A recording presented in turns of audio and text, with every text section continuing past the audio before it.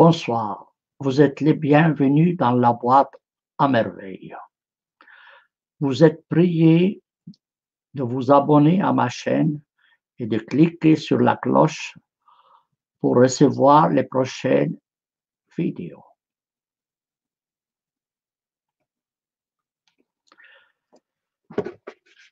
Je souhaite ce soir vous parler de mon expérience avec le Coran.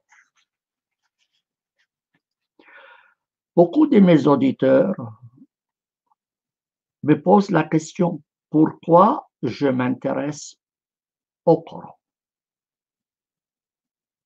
Et quand j'ai commencé à m'intéresser à ce livre.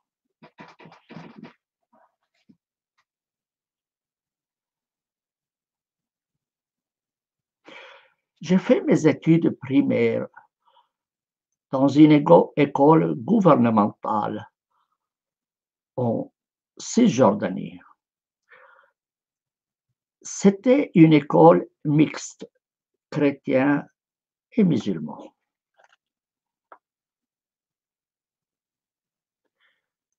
Et il était d'habitude que les musulmans suivent le cours de religion en classe, alors que nous, les chrétiens, on allait à l'église pour suivre le catéchisme chez le curé.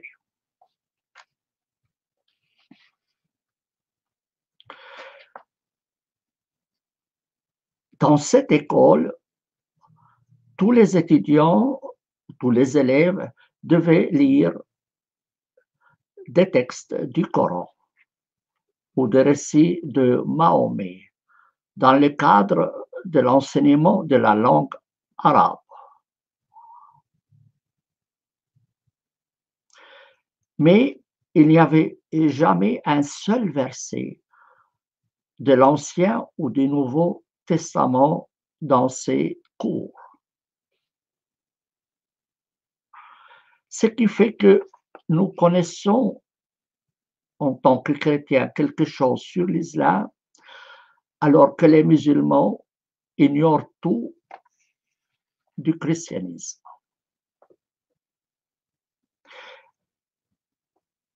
Et on discutait entre élèves. Les musulmans disaient qu'en fait, leur Coran, c'est le meilleur.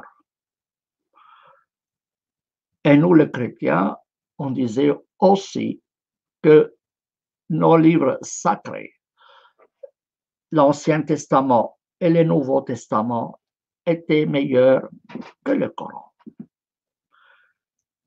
Mais nous n'avions pas vraiment lu ni le Coran en entier, ni la Bible en entier pour pouvoir en juger.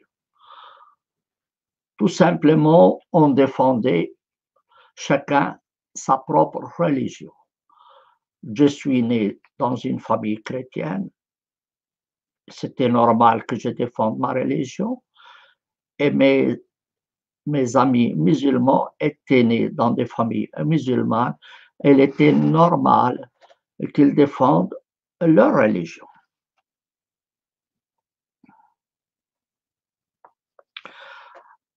À l'âge de 11 ans,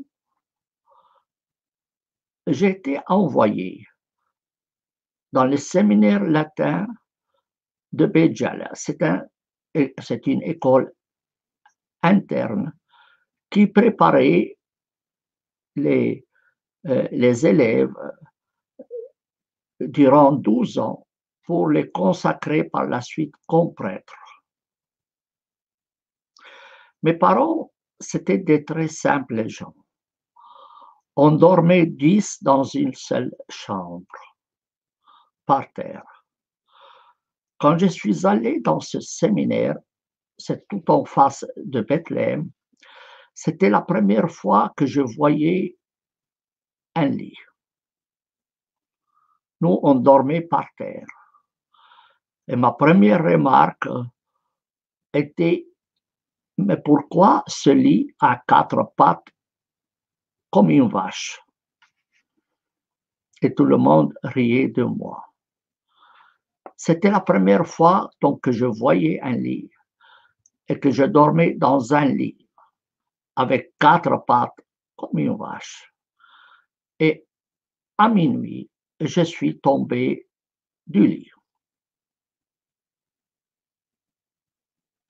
Le séminaire était divisé en 2 parties, petit séminaire et grand séminaire. Le petit séminaire donnait des cours durant 5 ans, donc à partir de l'âge de 11 ans. On apprenait les matières normales de toute école, mais en plus, on devait apprendre des langues. Ainsi, la première année, on a commencé par l'arabe, qui était notre langue maternelle, l'anglais et le français. L'année suivante, on a eu en plus le latin.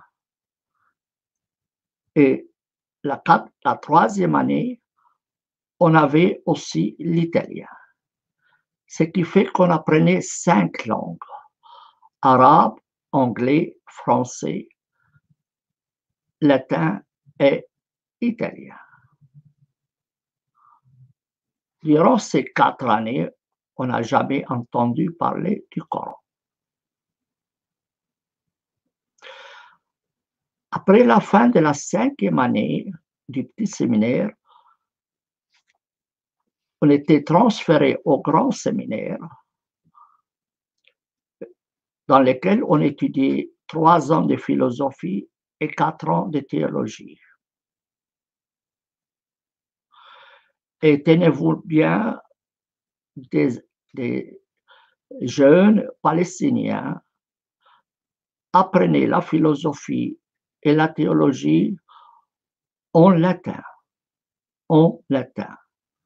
Le cours était donné en latin et l'examen était fait en latin.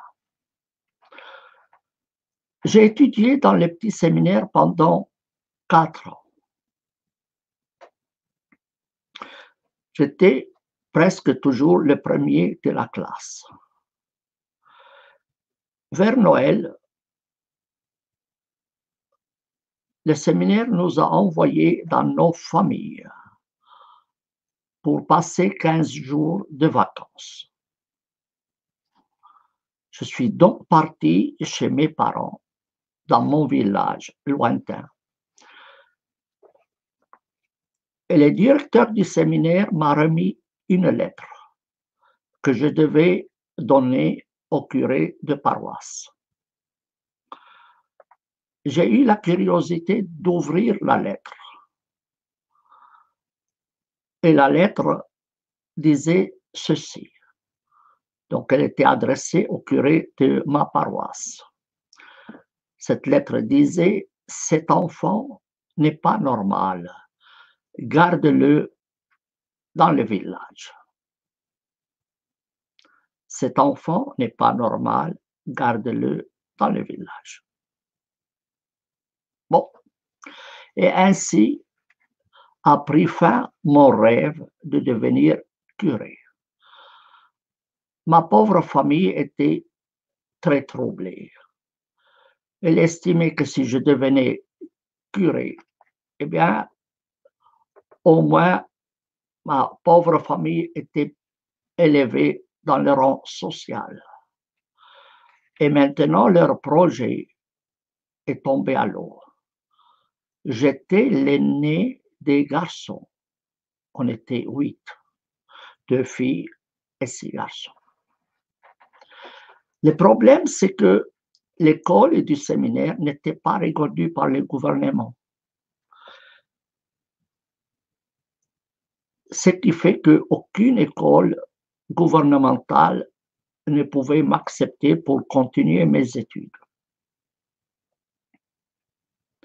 La seule école qui a accepté que je suive ces cours, c'était l'école technique des Pères Salésiens de Bethléem. On apprend là plusieurs métiers.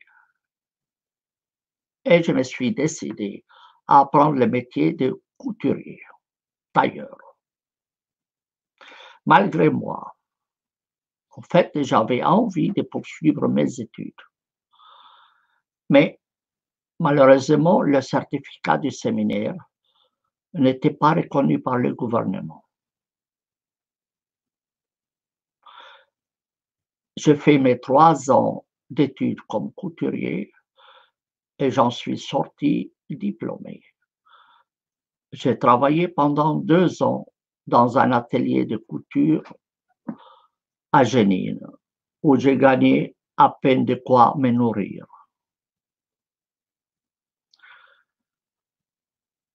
Pendant ces 2 ans, j'ai aussi servi comme interprète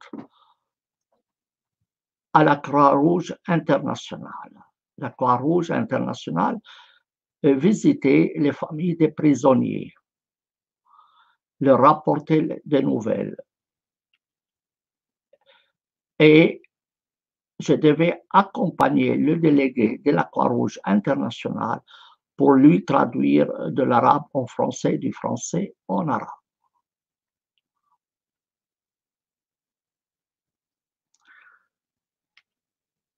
Soudainement, le gouvernement a reconnu les études du séminaire. Je l'ai appris par hasard. Je me suis précipité au séminaire et j'ai insisté pour qu'on me donne mon certificat d'études égalisé avec le certificat du gouvernement. Donc, il fallait que le séminaire aille au ministère de l'Éducation, au bureau du ministère de l'Éducation, et fasse légaliser le certificat du séminaire. Les prêtres n'étaient même pas avisés de ma venue. Tout d'un coup, j'étais là. Ils m'ont dit, oui, mais oubliez tout ça. J'ai dit, non, je ne vais pas oublier tout ça. Eh bien, moi, j'ai perdu 3 ans à étudier comme couturier et je ne voulais pas le faire. Maintenant, je veux mon certificat. Mais qu'est-ce que tu veux en faire? Eh bien, c'est mon affaire. J'ai dormi même au salon pendant une nuit. J'ai refusé de quitter le séminaire sans que les prêtres me donnent mon certificat. Rentré avec ce certificat, j'ai appris que je pouvais m'inscrire à un examen de maturité. Un examen de maturité comme autodidacte. Donc, il me suffisait d'acheter les programmes de la maturité et je pouvais me présenter à l'examen comme autodidacte et je recevais un certificat comme tous les autres de fin d'études pré-universitaires. Il me restait 3 mois pour pouvoir m'inscrire et passer l'examen. J'ai bossé très dur. J'ai pris 2 mois de vacances pour que je puisse me consacrer à l'étude des programmes scolaires. Et j'ai passé l'examen avec brio. Entre-temps, j'avais fait la connaissance d'un prêtre dominicain qui s'appelle Adrien Schenker. Je l'avais rencontré au monastère du Latrone. Et j'ai gardé contact avec lui.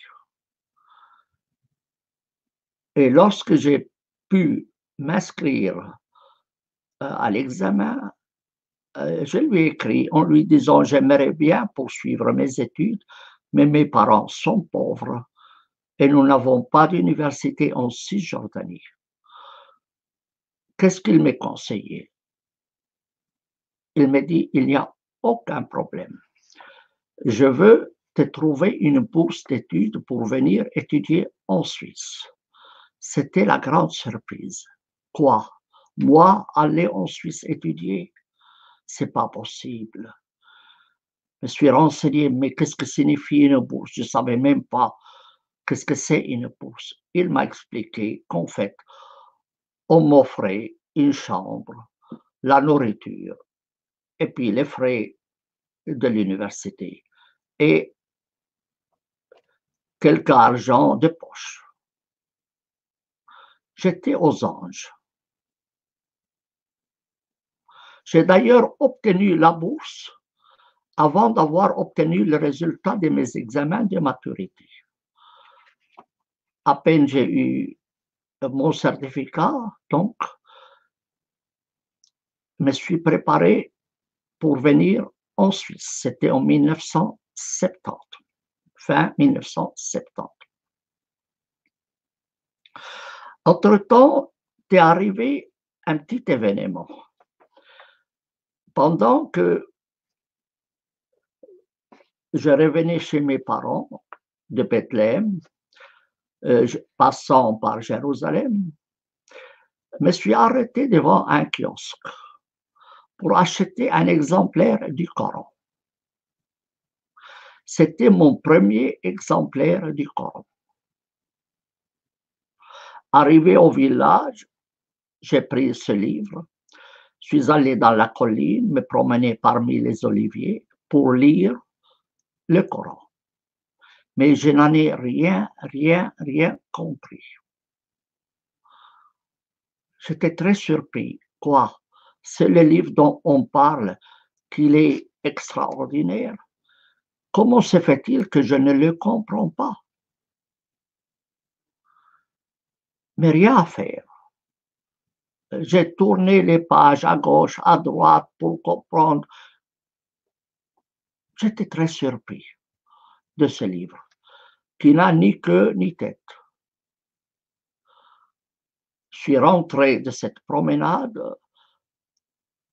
rencontrant un musulman dans la rue. Je lui ai dit, écoute, je n'ai pas de place pour ce livre, d'ailleurs que je ne comprends pas, je te l'offre. Et je l'ai offert à un musulman du village. Bien.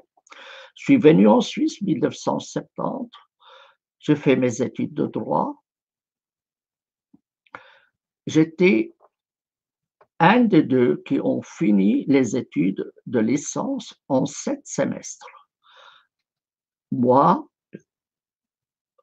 le paysan palestinien, et le fils du président de la ville de Fribourg. On était deux. C'était une petite classe, donc de 24 étudiants. L'institution qui m'a accordé la bourse s'appelle l'Œuvre Saint-Justin, l'université de la ville de Fribourg. Était ravi de voir que ce jeune Palestinien ait pu finir en 7 semestres la licence, alors que les autres ont traîné 4 ans, voire 5 ans. Et ils ont décidé, sans même me consulter, de prolonger ma bourse pour que je puisse faire le doctorat. Et évidemment, c'était un don du ciel. Je me suis inscrit donc à la faculté de droit de Fribourg pour faire une thèse de doctorat. Jusque-là, je n'avais jamais entendu parler du Coran pendant mes cours, puisque j'étudiais le droit suisse ou le droit romain, des choses comme ça, mais jamais on a entendu le mot Coran en classe.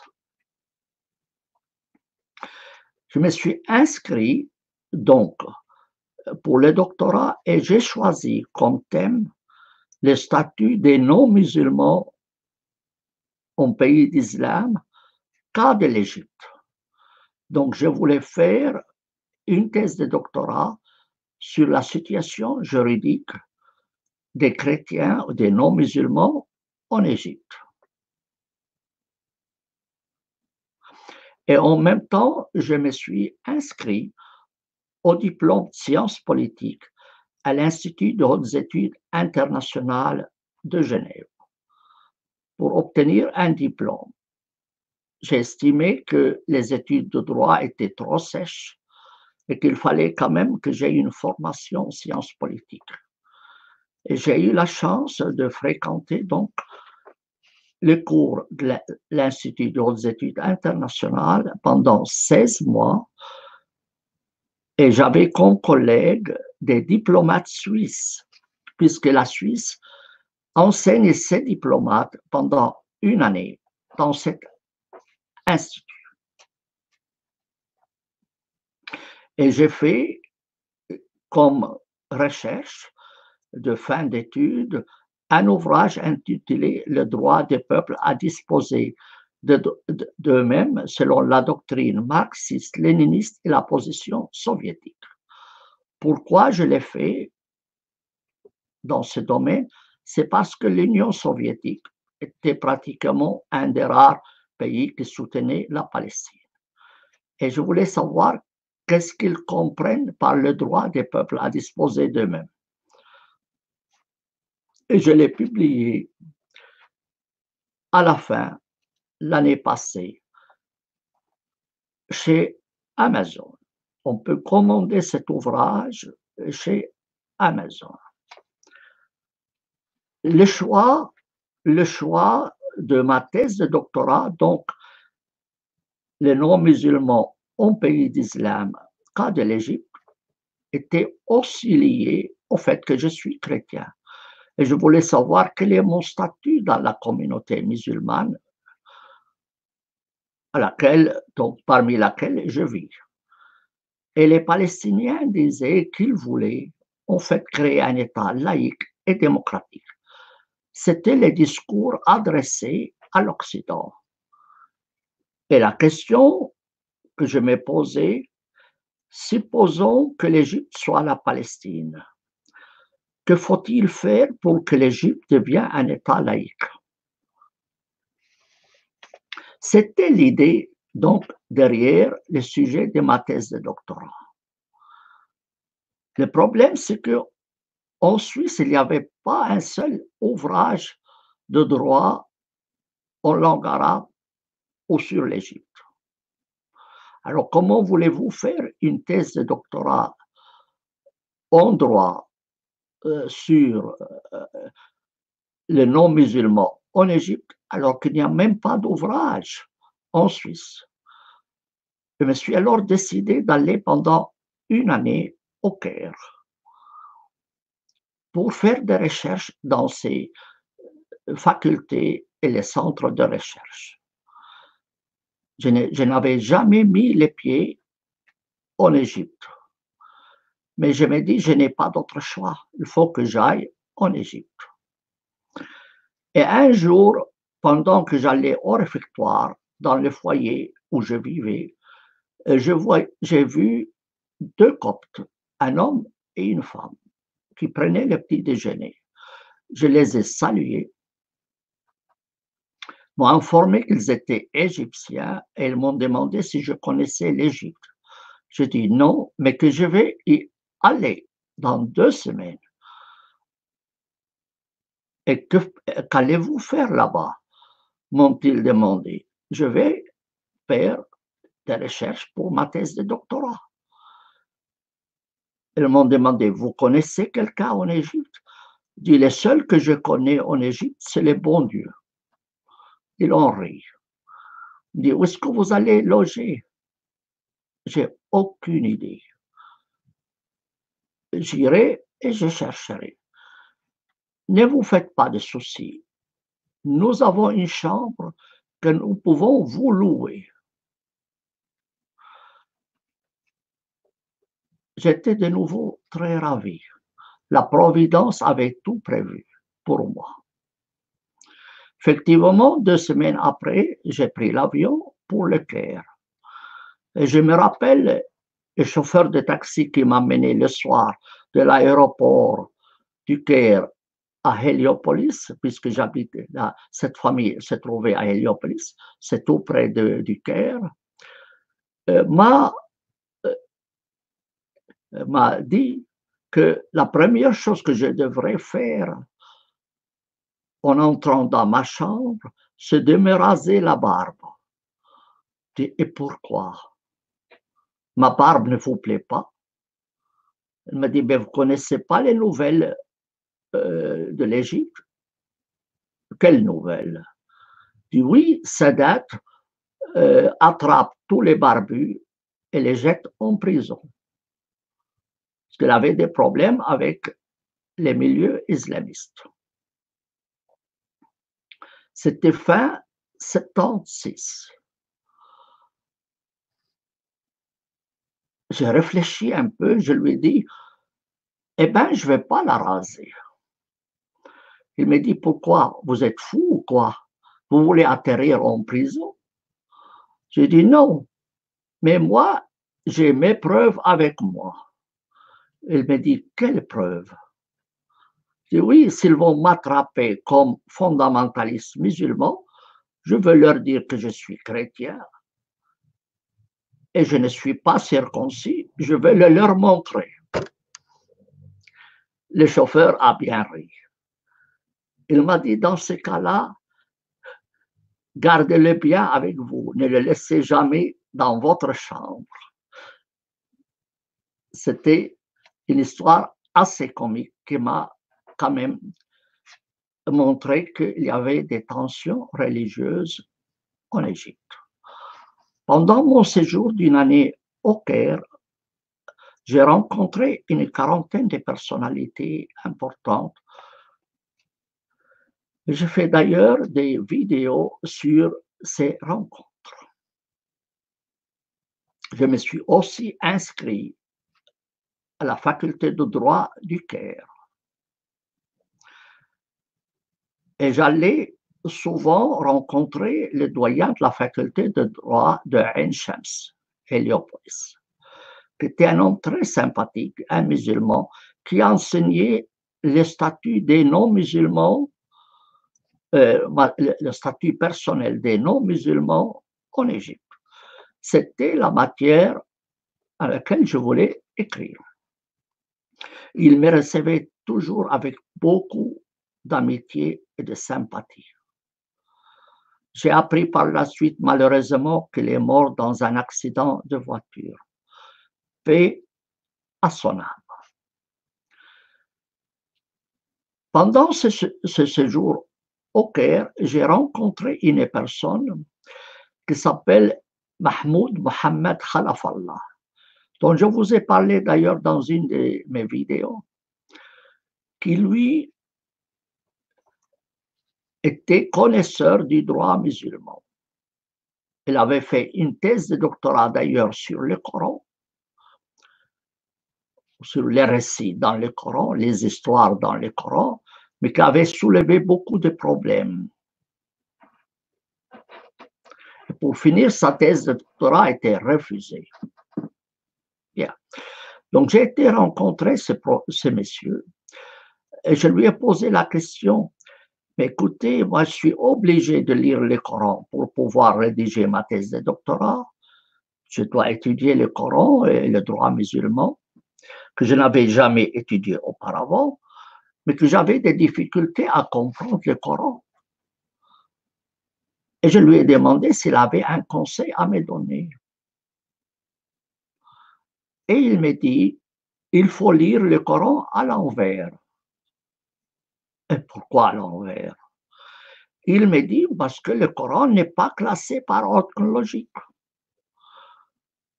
Donc, pratiquement, il faut commencer par la fin et arriver vers le début. Je n'avais jamais entendu parler de cette histoire. Puisque, comme je vous ai dit, je n'ai jamais étudié le Coran auparavant. Je lui ai demandé, mais expliquez-moi, qu'est-ce que se passe? Pourquoi tout cela? Pourquoi le Coran a été classé de cette manière? Alors, si vous dites que c'est faux, je dis oui. Pour ne pas prolonger la discussion, je viens de publier un ouvrage dans lequel il y a un article qui traite de ce sujet. Il vient de paraître au Caire, allez l'acheter et vous pouvez le lire. Je me suis précipité le même jour à la librairie pour acheter cet ouvrage. C'était très éclairant pour moi. Je suis rentré de l'Égypte après une année et j'ai commencé à chercher un Coran dans l'ordre chronologique. Il n'y en avait pas en langue arabe. J'ai trouvé par contre une traduction française de Régis Placher qui a été publiée en 1949-1950.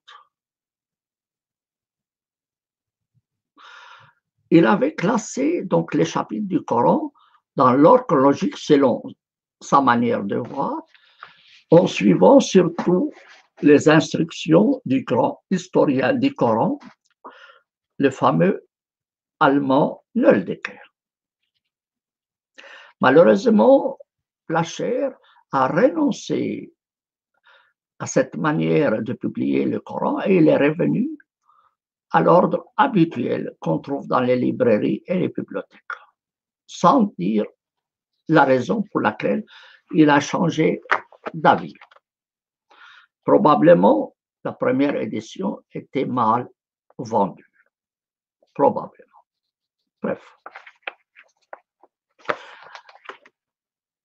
Pour rédiger ma thèse de doctorat et citer des versets du Coran, j'ai dû me baser sur les traductions existantes, soit Régis Placher, soit Denise Masson, soit Hamidullah.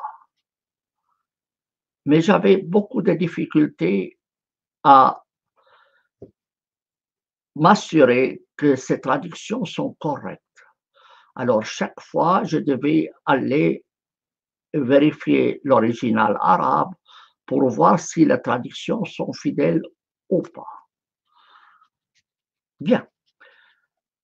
J'ai présenté ma thèse de doctorat à l'Université de Fribourg et j'ai obtenu la meilleure mention, summa cum laude. Les professeurs ont estimé que j'ai fait un effort particulier puisque je me suis déplacé jusqu'au Caire. J'ai pris le risque d'aller au Caire pour faire mes recherches. Et ma thèse de doctorat comportait des documents secrets. C'était des correspondances entre l'Église copte et l'État, qui n'ont jamais été publiées en arabe. J'ai pu les copier et je les ai traduits en français. Donc, il n'existe actuellement qu'en français dans ma thèse de doctorat.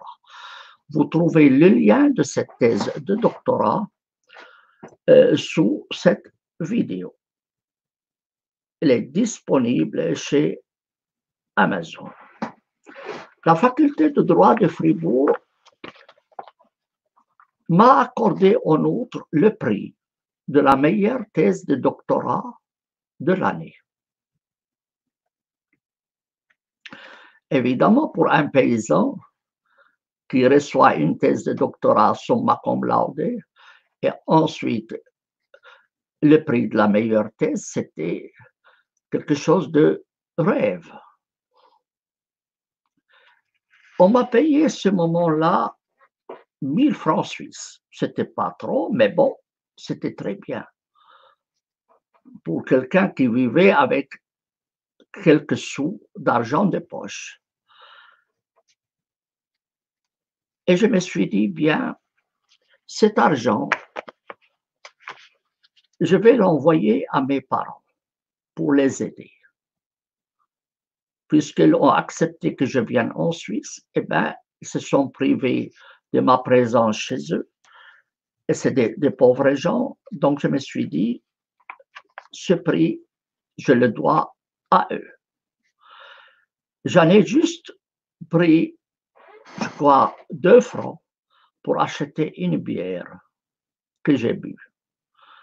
Et tout le reste, je l'ai envoyé à mes parents. Bien. Tout de suite après, ou un peu de temps après, venait de s'ouvrir l'Institut suisse de droit comparé. à Lausanne, Institut suisse de droit comparé à Lausanne. Le directeur qui a été désigné pour cet institut était mon propre directeur de thèse de doctorat. C'était la chance. Il me téléphone, il me dit, voilà, on vient d'ouvrir l'Institut suisse de droit comparé et on a besoin de quelqu'un qui comprend le droit arabe et l'arabe. Est-ce que vous acceptez de travailler avec nous? Mais bien sûr. Mais bien sûr. Alors, j'étais le premier collaborateur scientifique, c'est le titre qu'on nous donnait.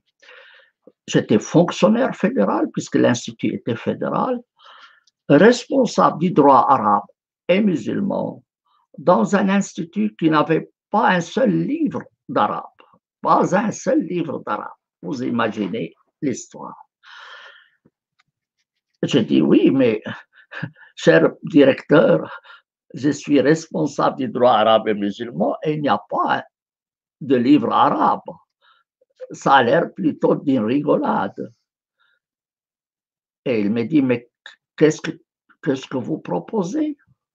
J'ai dit, très simple, vous vous rappelez, j'étais en Égypte pour ma thèse de doctorat. Eh bien, j'ai de l'expérience.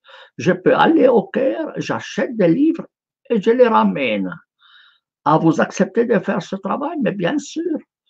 Et je suis prêt à aller partout dans les pays arabes pour ramasser des livres et les amener en Suisse. Et effectivement, j'ai visité tous les pays arabes, à l'exception de la Mauritanie, de la Somalie, de Djibouti et des îles Comores. J'ai en outre visité l'Iran.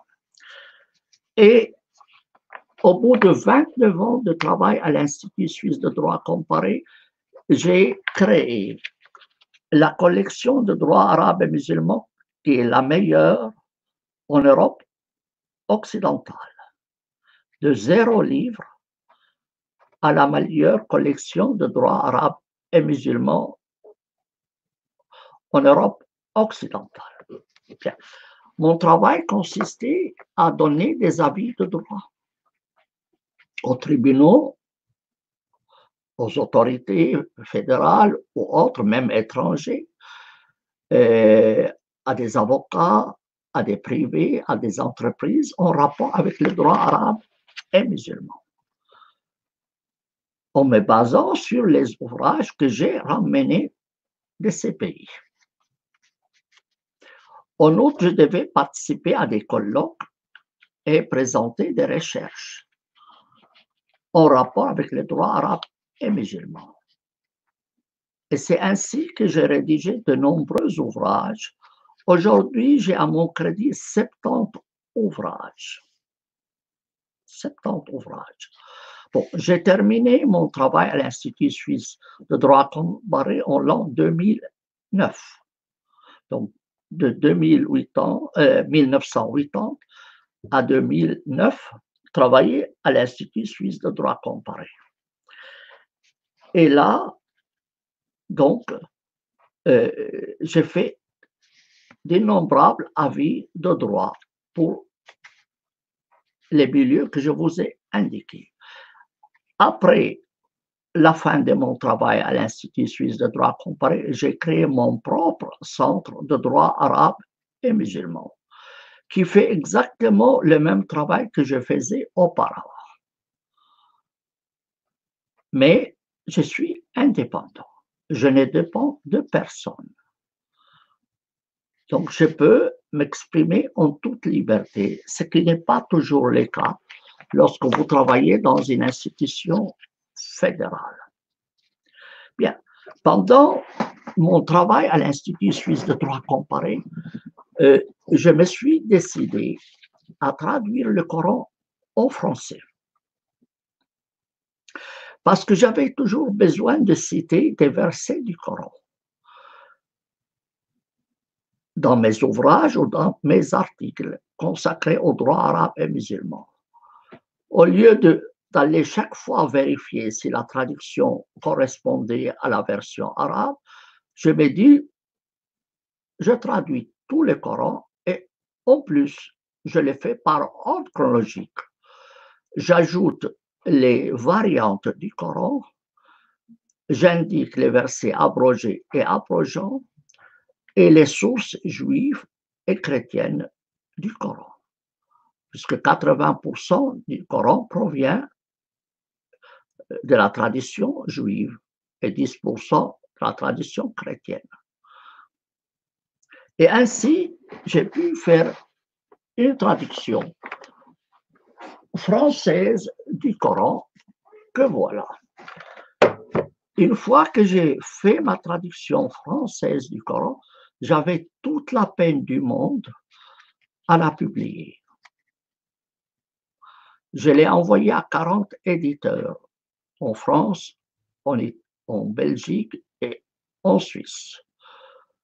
Tous les éditeurs ont refusé de publier ma traduction. Ils me disaient, écoutez, vous avez arrangé les chapitres différemment du Coran habituel, eh bien, nous n'y comprenons rien et nous ne voulons pas avoir les musulmans sur le dos. On veut des sous, on ne veut pas de soucis. Bien.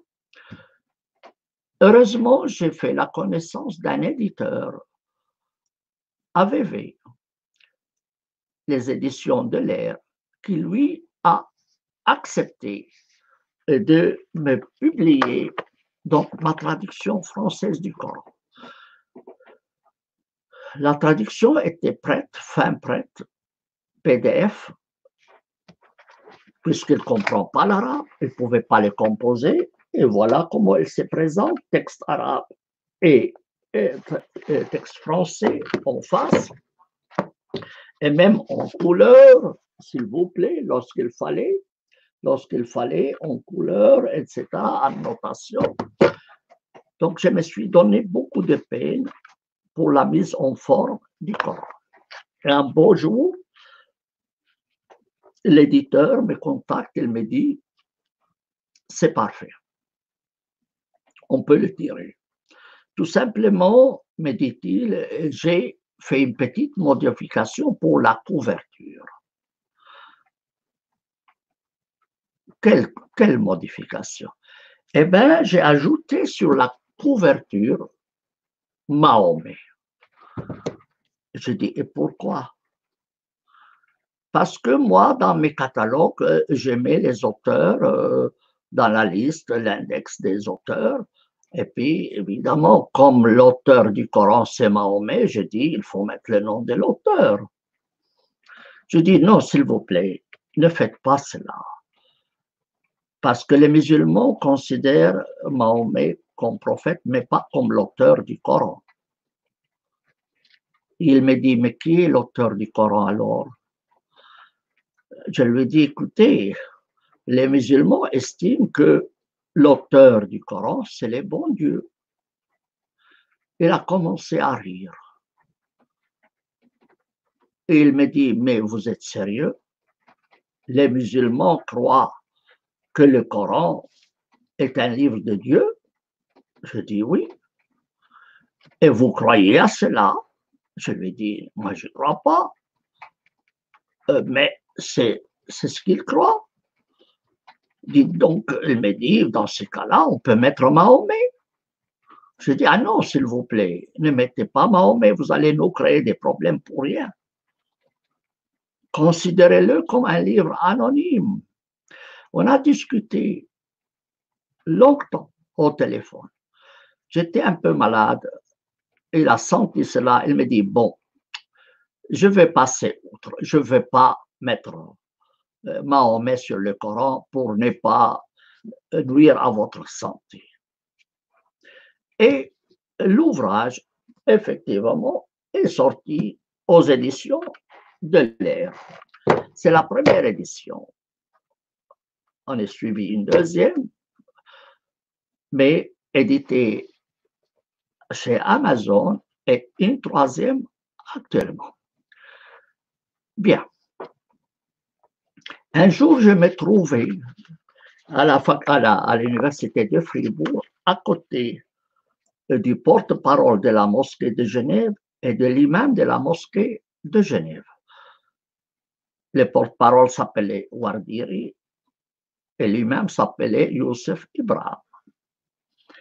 Et moi, j'étais assis entre les deux.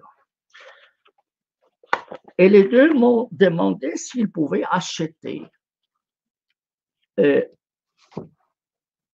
chacun un exemplaire de ma traduction française du Coran. Je me suis un peu gêné. Parce qu'en fait, ma traduction française du Coran est par ordre chronologique et pas dans l'ordre habituel. Et je le leur ai dit, pour être franc. Gêné, très gêné de leur dire cela. Et j'étais surpris de leur réponse. Ils m'ont dit, c'est ainsi qu'il doit être fait. Je ne croyais pas mes oreilles. Comment? Il doit être fait ainsi. Dit oui, c'est comme ça que le Coran doit être édité dans l'ordre chronologique pour mieux le comprendre. Ah bon? Alors pourquoi vous ne les publiez pas comme ça? Ah non, nous, on n'ose pas toucher le Coran. Mais on est content qu'un mécréant comme vous l'ait fait pour nous. Ah, vous me prenez pour un mécréant? Dis oui, mais bon, vous avez fait le travail pour nous. J'étais rassuré qu'en fait, il n'y avait vraiment pas d'opposition à ma manière de classer les chapitres du Coran. D'ailleurs, la classification des chapitres du Coran suit les instructions de l'Azhar. Ce n'est pas moi qui l'ai inventé. Blacher a suivi sa propre classification et moi, je me dis que je ne vais pas avoir des problèmes. Qu'est-ce que disent les musulmans? Quel ordre l'estime doit être le Coran s'il était dans le bon ordre? Eh bien, j'ai suivi celui-là. Et comme ça, je suis tout tranquille. Bien.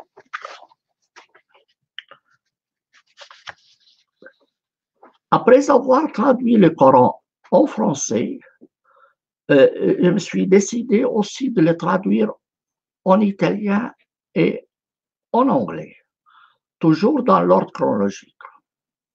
Et après avoir terminé ces trois traductions, j'ai eu un contact d'un prêtre oriental, d'un curé, prêtre de l'Orient, que je ne connaissais pas. Il m'appelle ici et il me dit eh bien, j'ai vu que vous avez traduit le Coran en français, en anglais et en italien. Qu'avez-vous fait pour nous, les Arabes? Je dis oui, mais qu'est-ce que vous voulez? Nous voulons une édition arabe dans l'ordre chronologique. Je dis oui, mais ça, vous pouvez le faire vous-même. Hein? Vous prenez mon édition, ma traduction française du Coran, vous enlevez le français et vous avez l'édition arabe par ordre chronologique. Je dis non, non, non, non, non. Nous, on veut un appareil critique exactement comme vous avez fait pour les autres éditions. Vous devez nous indiquer les sources juives et chrétiennes, mais en arabe, évidemment. Et aussi les versets abrogés, abrogeants, les variantes, etc. Je dis oui, mais ça, vous pouvez le faire vous-même. Est-ce que moi, je dois faire tout le travail tout seul? Eh bien, c'est votre travail à vous. Il me dit non, non, non, non, nous, on ne peut pas le faire. Les pays arabes ne le permettront pas. Pour cela, la seule personne qui est capable de le faire, c'est vous. Et puis il me demande, et maintenant, mais que faites-vous? Sur quoi vous travaillez? Je dis oui, je suis en train de faire un ouvrage sur les droits des animaux dans les trois religions monothéistes. Vous laissez connaître le statut de l'animal chez les juifs, les chrétiens et les musulmans. Il commence à rire. Il dit, mais vous riez pourquoi? Il dit, vous préférez vous occuper des animaux au lieu de vous occuper de nous? Et pour moi, les animaux, c'est mieux que les humains. Il dit, oui, mais vous ne pouvez pas remettre votre ouvrage sur les droits des animaux et vous occuper de nous un petit peu avant. Il a tellement insisté que je me suis dit, bon, je vais le faire. Je vais le faire. Et je me suis mis en tête que je dois préparer une édition arabe du Coran malgré moi, parce que ce n'est pas à moi de le faire.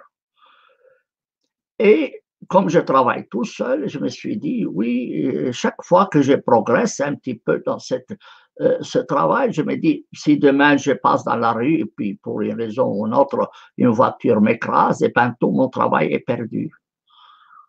Donc je me précipitais à chaque étape de publier chez Amazon le résultat de mon travail. Et aujourd'hui, je suis à la 3e édition arabe du Coran, qui est tout à fait particulière, puisqu'elle comporte l'orthographe coranique, l'orthographe moderne et l'orthographe koufi, qui n'a ni accent ni point, pour montrer comment se présentent les manuscrits. Et c'est la première fois que le Coran est édité en orthographe koufi. Et en plus, j'ai ajouté évidemment les variantes du Coran, elles sont énormes. J'ai ajouté les versets abrogés et abrogeants, j'ai indiqué les versets abrogés et abrogeants, les sources juives et chrétiennes et autres, ainsi que la poésie pré-islamique, comme on l'appelle en arabe, qui ressemble à des versets du Coran. J'ai ajouté la ponctuation moderne, virgule, point d'exclamation, parce que ça n'existe pas dans la version arabe du Coran. Et en plus, j'ai ajouté le sens des mots incompréhensibles du Coran. Lorsque un mot n'était pas facile à comprendre par le commun des mortels, j'ai mis le sens dans les notes et j'ai ajouté tous les problèmes linguistiques en rapport avec les textes du Coran. Et j'ai constaté qu'il y a au moins 2500 erreurs linguistiques dans le Coran. C'est la première fois qu'un tel travail a été fait dans l'histoire. Bien. Alors, vous allez dire, mais pourquoi vous vous occupez du Coran tant? Bon, je vous ai indiqué que c'était en fait pour mes recherches. Ça entrait dans le cadre de mon travail comme auteur. Je devais citer le Coran, je devais utiliser et je ne pouvais pas me fier aux traductions existantes. Mais avec le temps, je me suis rendu compte qu'en fait, ça a un effet pour la société. Rappelez-vous que Martin Luther a traduit la Bible en allemand. Il n'aurait pas pu faire la réforme sans faire un travail sur le texte sacré pour rendre le texte plus accessible à la population allemande. C'était en 1522 et 1534. Il a traduit donc l'ensemble de la Bible en allemand. Et il faut aussi se rappeler que William Tyndale, c'est un Anglais, qui lui a aussi traduit la Bible en anglais, mais il a été étranglé et brûlé par l'Église, qui craignait pour son pouvoir. Il estimait que si les gens pouvaient accéder aux mêmes connaissances qu'eux, eh bien, ça entamait leur autorité parmi leur population. Le seul crime de ce pauvre type, William Tyndale, était d'avoir traduit la Bible en anglais. Et aujourd'hui, il y a un institut qui porte son nom, qui s'occupe des études bibliques. Mais lui, le pauvre, il a mal fini. Ils ont commencé par l'étrangler et après, ils l'ont mis sur le bûcher et ils l'ont brûlé. Et la connaissance du Coran est essentielle. Vous ne devez pas laisser les livres sacrés dans les mains des prêtres. Autrement, ils auront le monopole du texte. Il faut aussi que la population comprenne pour qu'on n'abuse pas de leur méconnaissance.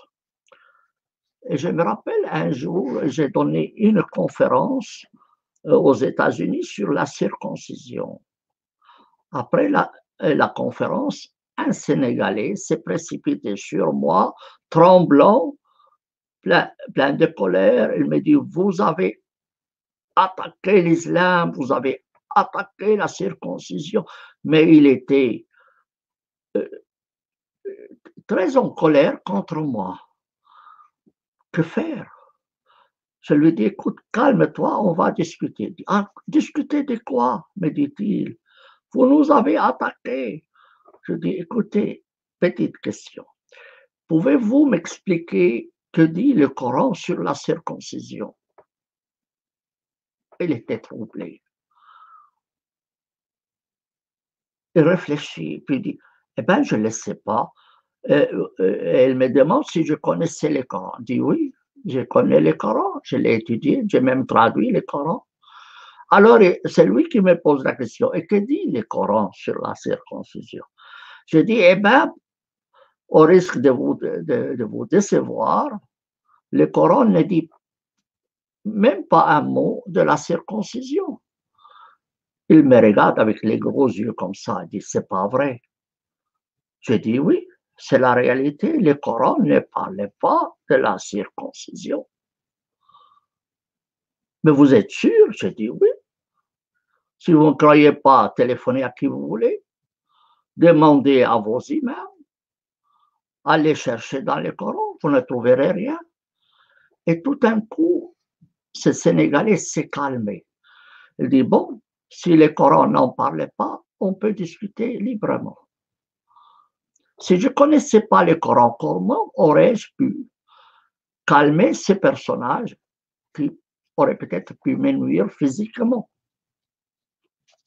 Et il m'arrive souvent que des musulmans me contactent et ils me disent, on voudrait connaître quelles sont les normes musulmanes pour telle ou telle situation. Et je leur disais toujours, écoutez, je ne suis pas musulman.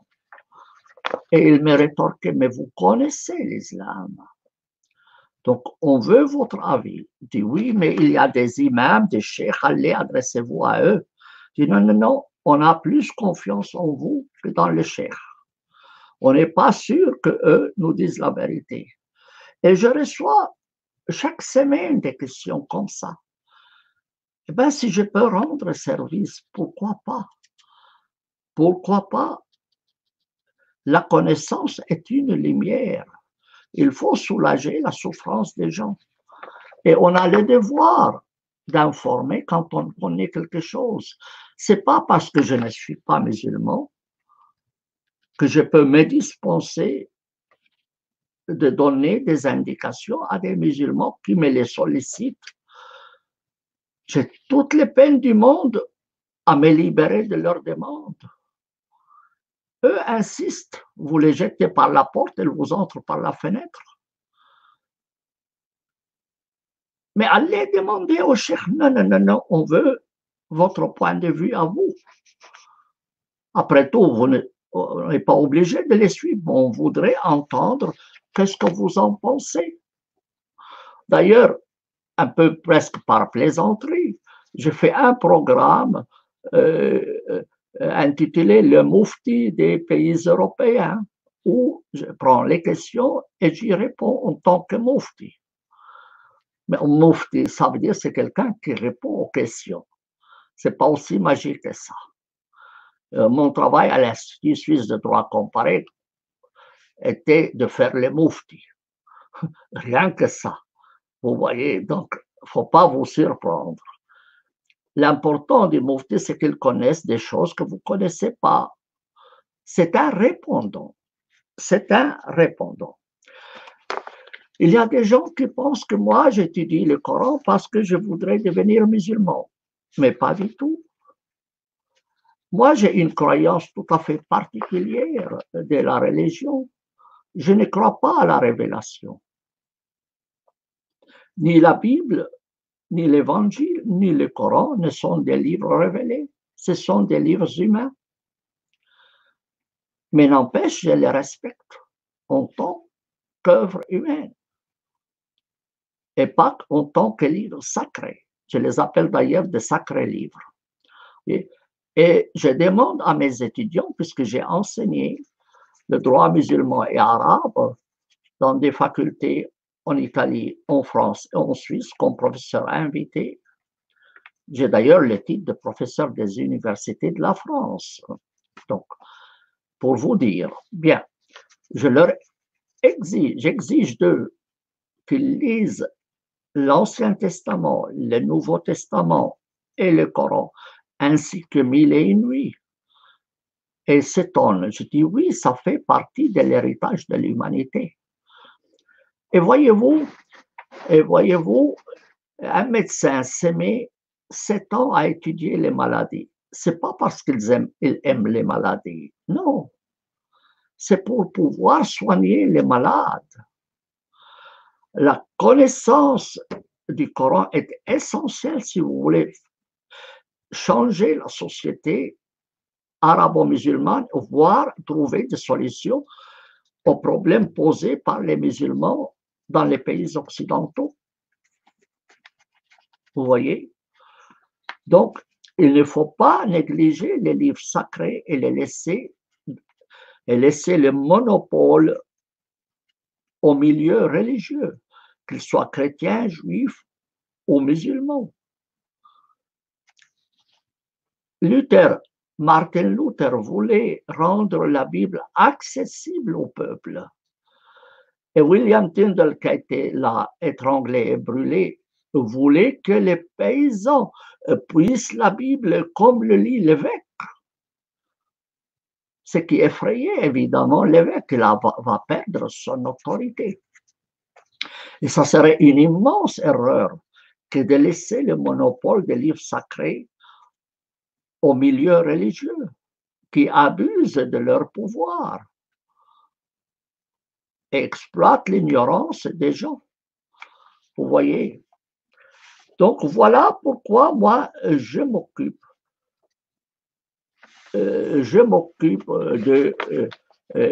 du Coran ainsi que des autres livres. Et regardez, en Occident, nous avons des musées pour les outils de torture, les instruments de torture.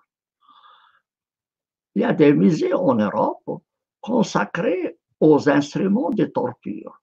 Ce n'est pas parce qu'ils aiment ces instruments de torture, mais cela fait partie de l'héritage de l'humanité, de la cruauté de l'humanité. C'est un témoignage de la cruauté de l'humanité. Il faut garder les livres sacrés et les étudier.